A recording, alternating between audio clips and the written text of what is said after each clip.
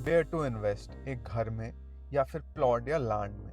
ये बहुत ही common question है, बहुत ही कॉमन डिलेमा है। इसको 4 पॉइंट्स में बांटते हैं। सबसे पहली बात, आपकी रिक्वायरमेंट। आपकी अभी रिक्वायरमेंट क्या है?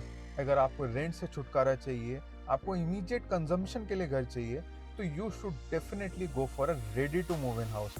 बुकिंग वाला घर नहीं, ready to move in house.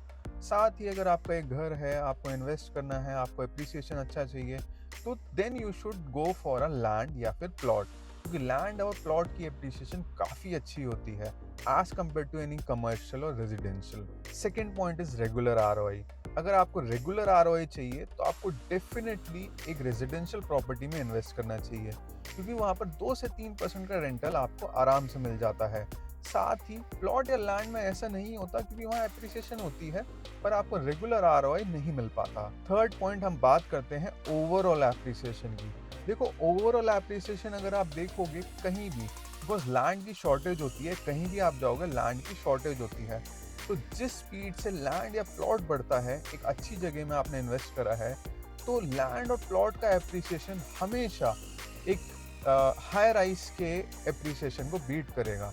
Exceptions बिल्कुल हैं, गुड़गांव में एक्सेप्शंस हैं, बट जो सेफेस्ट एप्रिसिएशन और हाईएस्ट एप्रिसिएशन आपको मिलता है, वो आपको प्लॉट या लैंड में मिलता है। Fourth point is safety.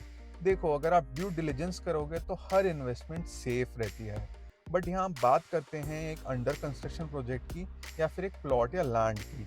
दोनों ही रेरा रजिस्टर्ड हैं, बहुत ही सेफ हैं, सबके डॉक्यूमेंट्स क्लियर हैं। दोनों केसेस में अगर मैं सबसे सेफ इन्वेस्टमेंट की बात करूं, तो वो होगी आपकी प्लॉट में, बिकॉज वहां पर डेवलपर या बिल्डर को कुछ बनाकर नहीं देना है, वो पोजीशन आपको 7 से 8 महीने में दे देता है। वहीं किसी बुकिंग वाले प्रोजेक्ट में आप जाएंगे, कितना ही अच्छा बिल्डर हो, देयर इज अ चांस कि उस प्रोजेक्ट में कभी ना कभी कुछ ना कुछ प्रॉब्लम आ सकती है। 4 साल बोले हैं तो 5 से 6 साल भी लग सकते हैं। तो अगर आपको सेफ इन्वेस्टमेंट चाहिए, तो प्लॉट या लैंड में इन्वेस्ट करें।